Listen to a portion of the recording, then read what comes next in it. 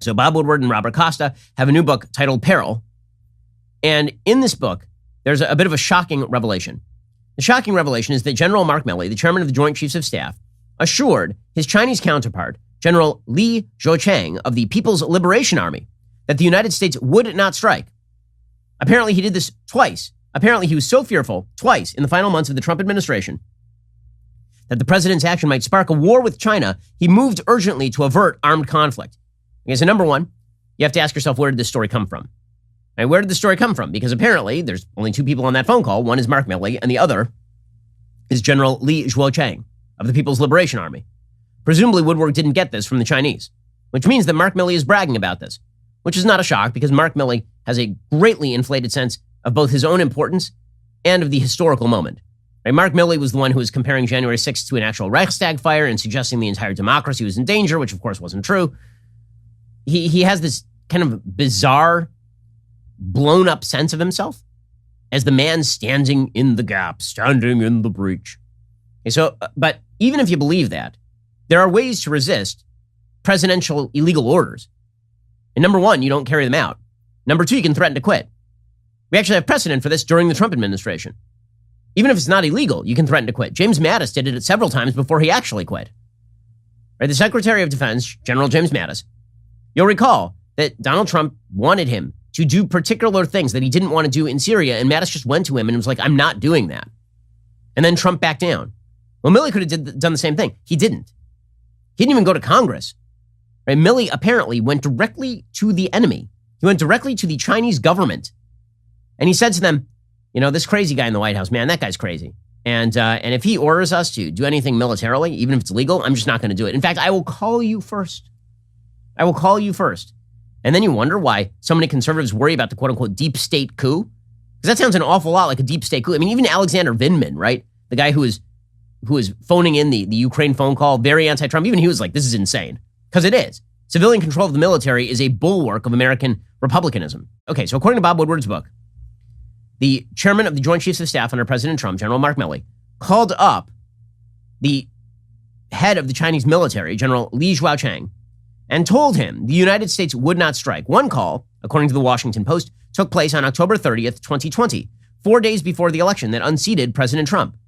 The other took place January 8th, 2021, 2 days after the Capitol siege carried out by his supporters in a quest to cancel the vote.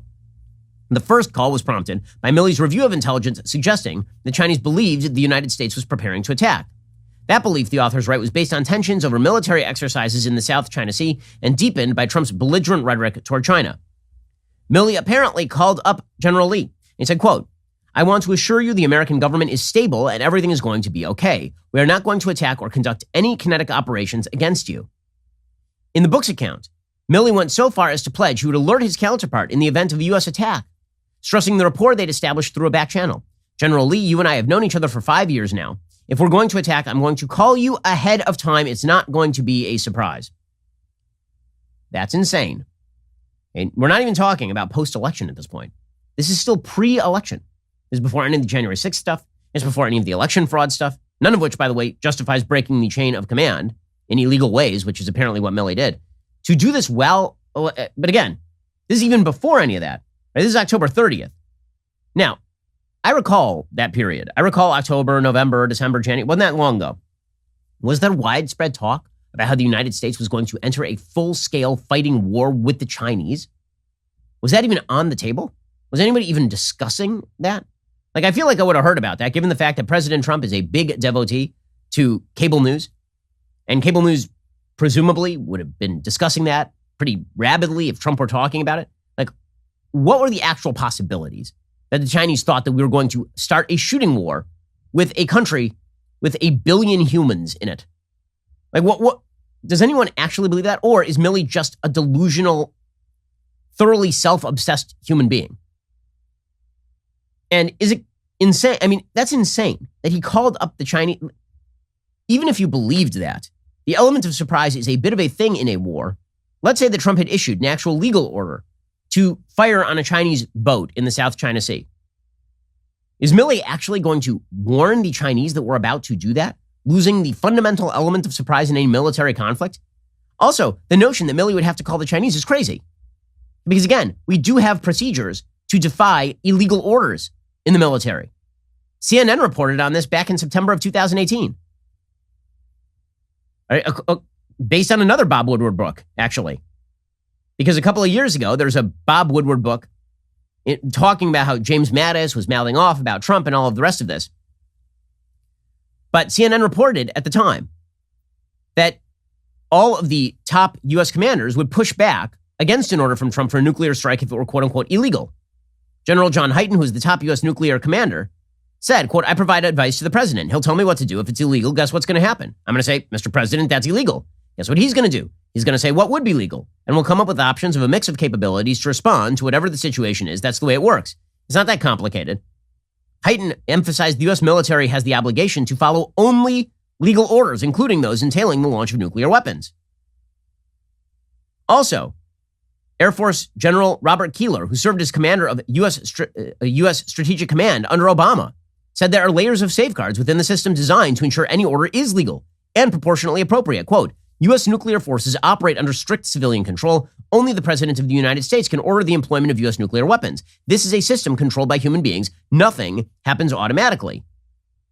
CNN military analyst John Kirby, right now he's the spokesperson for the Pentagon, but at that point he was a military analyst for CNN. He said that military judge advocates and general counsel are active participants in the decision-making process at virtually every level, from the tactical to the strategic.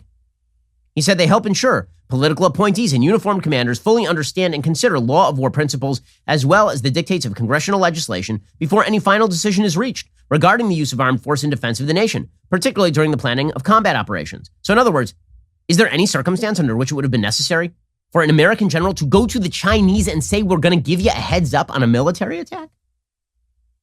How is that not borderline treason? I mean, no matter how much I hate Trump, let's say you're a Democrat. Do you want that same logic being applied to Joe Biden? Do you want the generals to start calling up targets of American military ire and being like, yeah, guys, we're not going to obey any of those orders. And if Biden threatens you, it's an empty threat.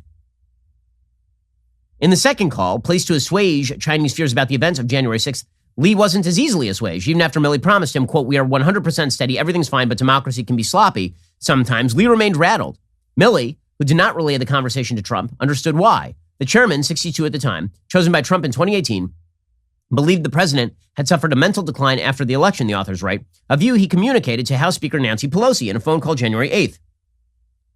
He agreed with her evaluation Trump was unstable, according to a call transcript obtained by the authors. Now, again, that's not illegal, right? Milley is allowed to talk to Nancy Pelosi. What he's not allowed to do is call up the Chinese and start conveying this stuff. Believing that China could lash out if it felt at risk from an unpredictable and vengeful American president, Milley took action. The same day, he called the admiral overseeing U.S. Indo-Pacific Command, the military responsible for Asia and Pacific, and recommended postponing military exercises, and the admiral complied. Milley also summoned senior officers to review the procedures for launching nuclear weapons, saying the president alone could give the order, but also that he, Milley, had to be involved, which is a bit of a violation of the chain of command. Looking each in the eye, Milley asked the officers to affirm that they had understood in what he considered an oath. Milley went furthest in seeking to stave off a national security crisis, but his alarm was shared throughout the highest ranks of the administration, including CIA Director Gina Haspel, who told Milley, quote, we are on the way to a right-wing coup. A right-wing coup. Again, there was no institutional support for the January 6th rioters. And in fact, it was a bunch of Republicans who signed off on the election in the states and in the federal government as well. Okay, now, all of this is deeply dangerous stuff. As I'm suggesting, if you have an administrative bureaucracy, unelected officials who are actually making the policy of the United States in opposition to the elected leaders of the United States, you have on your hands a real threat to democracy, an actual coup. Right? The threat to democracy lies in unelected bureaucrats, not a part of the judicial branch, or at least appointed and voted on, unelected bureaucrats making policy in defiance of their democratically elected bosses. That's a serious problem. And we have procedures for people saying they don't want to follow illegal orders. What we don't have are procedures for you calling up a foreign power and trying to define foreign policy on your own as an appointee of the President of the United States in defiance of statute. And Milley needs to go, and he needs to go forthwith. Maybe he needs to be prosecuted. I mean, that's insane stuff. And that would hold true regardless of who the President of the United States is. Nonetheless, the hatred for Trump means, and this is where we are in our politics, hatred for Trump means that the Democratic left expects, quote unquote, deep state actors to do this sort of stuff. They expect people in the administrative bureaucracy to thwart Republicans. This is why the ratchet only works one way. And again, it's not only true when it comes to the military infrastructure. It's true when it comes to OSHA. It's true when it comes to the EPA. It's true when it comes to the IRS. The ratchet only works one way, because when a Republican is in office, an entire executive branch exists to thwart him. And when a Democrat is in office, an entire executive branch exists to placate, assuage, and forward all of his policy proposals. Here's Democratic Representative John Garamendi from California defending Milley's reported actions. I'm talking about what General Milley did. You think that that's legitimate, that he would call a secret meeting and say, don't listen to the commander-in-chief, basically? I believe that Milley would do that. Now, did he do it? Well, that remains to be seen. But what I know of that general and his role as chief of staff is that he would call a meeting given the concerns of an unhinged president at that period of time. Okay, so there they are. Apparently this is all okay. MSNBC's Barry McCaffrey, who of course is a general himself, he said, well, it's fine. He was just trying to stop World War III.